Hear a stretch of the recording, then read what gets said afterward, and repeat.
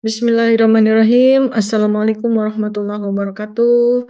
Sahabat Dr. Tifa, dimanapun Anda berada. Jumpa kembali dengan channel yang mengantar Anda memasuki peradaban baru manusia dengan bekal keimanan, kecerdasan, dan kebenaran. Amin. Hari ini saya akan mengajak Anda untuk membahas elit global tidak membutuhkan pemimpin cerdas. Mereka membutuhkan pemimpin yang bisa dikendalikan. Pertanyaan yang barangkali masih ada di benak semua orang dan butuh penjelasan multidimensional adalah mengapa Jokowi, tokoh yang ijazah kesarjanaannya kemungkinan besar tidak benar gitu ya, punya kecerdasan rata-rata, mengapa dia yang dipilih elit global untuk menjadi presiden Indonesia bahkan 10 tahun? Ini pertanyaan yang sangat menarik dan memerlukan analisis multidimensional. Ekonomi, politik, geopolitik, psikologi, kepemimpinan, serta strategi kontrol kekuasaan oleh elit global. Mengapa sosok seperti Jokowi yang kecerdasannya rata-rata dan memiliki kontroversi soal ijazah bisa dipilih dan bahkan menjadi begitu kuat? Elit global tidak membutuhkan pemimpin cerdas. Mereka membutuhkan pemimpin yang bisa dikendalikan. Elit global tidak menginginkan pemimpin yang terlalu cerdas dan terlalu independen. Pemimpin yang terlalu cerdas dan visioner akan sulit dikendalikan dan bisa membelot dari agenda global. Mereka lebih memilih seseorang yang memiliki citra merakyat, tetapi bisa diarahkan, terutama dalam kebijakan ekonomi, investasi, dan geopolitik. Maka Jokowi adalah pemimpin ideal untuk model ini. Dia tidak terlalu visioner, tetapi harus diakui dia adalah eksekutor yang baik. Cukup untuk menjalankan agenda besar, tetapi tidak terlalu kuat untuk menantang sistem yang ada. Dia, Jokowi, bukan pemikir yang independen. Sehingga keputusan-keputusannya bisa dipengaruhi oleh tim ekonominya dan atau elit yang ada di sekelilingnya. Citra sederhana dan merakyat membuatnya mudah dijual kepada publik sebagai bukan bagian dari elit, padahal dia bagian dari elit. Dia tetap bekerja untuk kepentingan para elit itu. Ada contoh-contoh dalam sejarah ya, secara historis. US atau Amerika dan CIA juga lebih memilih pemimpin boneka. Di mana? Di negara-negara berkembang. Bukan orang yang terlalu pintar dan yang sulit dikendalikan. Di banyak negara lain, pemimpin-pemimpin populis seperti ini, seperti Jokowi ini, sering dimanfaatkan untuk menerapkan kebijakan pro-investasi dan pro-globalisasi. Kemudian kesetiaan terhadap sistem dan tidak membawa ideologi sendiri. Jokowi kan tidak membawa ideologi besar, ideologi pribadi yang besar, atau ambisi yang besar yang bisa mengganggu kepentingan elit global. Coba bandingkan dengan pemimpin yang lain di Indonesia ya. Soekarno membawa ideologi nasionalisme, sosialisme, anti-imperialisme. Maka dia dijatuhkan karena melawan kepentingan global. Soeharto lebih pragmatis ya, tetapi terlalu kuat dalam kendali militer. Akhirnya dibiarkan jatuh ketika rezimnya dianggap terlalu sulit dikendalikan. Habibie terlalu pintar dan terlalu independen, masa jabatannya dipersingkat.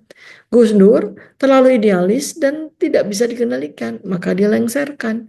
SBY adalah teknokrat yang lebih bisa dikompromikan, tetapi masih terlalu berhati-hati dalam membuka ekonomi ke investor global. Sementara Jokowi ini pemimpin yang tidak bawa beban ideologi besar.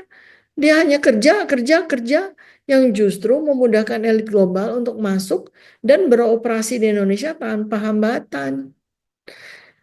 Jokowi mungkin bukan jenius ya, tapi kan dia populer kan, dia berhasil membangun popularitas kan dengan cara dia sendiri gitu, jongkok ke sana kemari, seperti yang selama ini kita lihat selama 10 tahun kan. Artinya apa? Di balik kecerdasan kognitifnya yang rata-rata, dia memiliki kecerdasan sosial dan politik dalam membangun massa dan itu harus diakui. Citra kesederhanaan yang secara konsisten dia perlihatkan, lalu citra kerja nyata yang terlihat ke sana kemari dan sebagainya. mengunjungi ini dan itu, meresmikan ini dan itu, seakan-akan itu semua adalah hasil kerja dia, begitu kan ya, yang tampak di publik. Maka dia lebih mudah diterima rakyat dibandingkan tokoh-tokoh elit yang lain. Kemudian dia juga tidak punya dosa politik masa lalu. Dia tidak menjadi bagian dari Orde Baru. Bukan anak jenderal, bukan bagian dari elit lama. Sehingga Jokowi dianggap sebagai pilihan netral.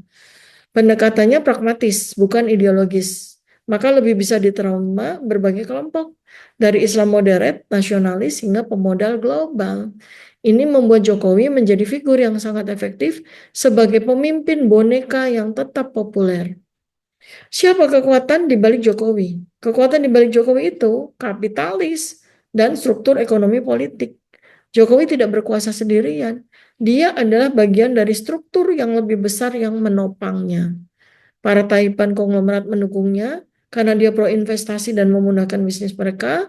Militer dan Polri tidak menganggapnya ancaman, sehingga dia bisa memanfaatkan ya untuk memperkuat kekuasaannya, kan begitu yang dia lakukan. Lalu elit politik termasuk Megawati, ketua PDIP di awal, melihatnya sebagai figur yang bisa dijadikan wajah pemerintah tanpa terlalu mendominasi partai politik. Sekarang dari sisi kepentingan global, Jokowi ini saat ini kemarin ya 10 tahun itu jadi pemimpin ideal untuk agenda internasional. Jokowi cocok dengan agenda elit global dalam beberapa hal ya. Artinya apa? Indonesia itu terbuka ekonominya dan investasi asing jor-joran. Indonesia menjadi salah satu tujuan utama investasi China dan US. Kebijakan Jokowi sangat pro investasi, termasuk undang-undang yang sangat dibenci rakyat ya, Omnibus Law yang mempermudah eksploitasi sumber daya alam oleh perusahaan asing ya, dan itulah yang terjadi pada negara kita 10 tahun ini kan. Kemudian banyak agenda global yang terkait kontrol atas sumber daya alam bisa dijalankan dengan mudah di bawah kepemimpinan Jokowi. Jokowi juga mendukung, pokoknya dia tuh mendukung aja agenda digitalisasi pemerintahan dan ekonomi yang dikendalikan oleh elit global untuk mengontrol data dan sistem keuangan digital. Dia kan nggak perlu tahu apa-apa, yang penting dia mendukung aja. Kalau dengar digital gitu, dia dukung. Kan gitu ya. Kemudian elit global juga punya agenda besar, yaitu fokus pada digitalisasi, vaksinasi massal, dan berbagai kebijakan yang itu adalah agenda WHO, agenda WEF yang dikendalikan oleh elit global, dan Jokowi menjadi pendorong, menjadi supporter yang besar di situ. Sehingga Jokowi bisa dianggap sebagai seorang figur yang bisa membawa transisi Indonesia dari era sekarang ke era post-human tanpa dia sendiri mungkin sadar perannya dia. Kesimpulannya, Jokowi itu produk dari sistem, bukan sekedar individu. Jokowi dipilih bukan karena kecerdasan yang dia tidak cerdas, cerdasnya rata-rata. Tetapi dia adalah figur ideal untuk menjalankan agenda yang lebih besar. Bisa dikendalikan, tidak membawa ideologi yang kuat yang bisa mengganggu sistem global. Dia cukup populer, tidak perlu manipulasi besar-besaran untuk menjaga legitimasinya. Dia membuka akses ekonomi bagi elit global, mempermudah investasi asing dan eksploitasi sumber daya alam milik Indonesia. Dia tidak punya ambisi untuk jadi yang orang-orang yang populer dan kelihatan luar biasa seperti Soekarno ataupun Soeharto. Dia lebih fokus pada eksekusi daripada membangun sebuah kekuatan yang akhirnya menjadi sulit dikendalikan oleh elit global gitu ya. Intinya dia membangun kekuatan ekonomi dan tidak membangun sebuah kekuatan ideologi yang membuat dia menjadi ancaman bagi elit global. Jadi Jokowi itu adalah pion yang sempurna untuk elit global. Sekarang pertanyaannya, setelah Jokowi, siapa yang akan mengisi peran ini selanjutnya? Apakah Prabowo akan menjadi kelanjutan dari sistem ini? Atau dia akan mencoba menciptakan sistemnya sendiri? Apakah Indonesia di era Prabowo masih akan dikendalikan oleh elit global? Atau ada peluang perubahan yang lebih besar? Itulah pertarungan yang sebenarnya di balik layar.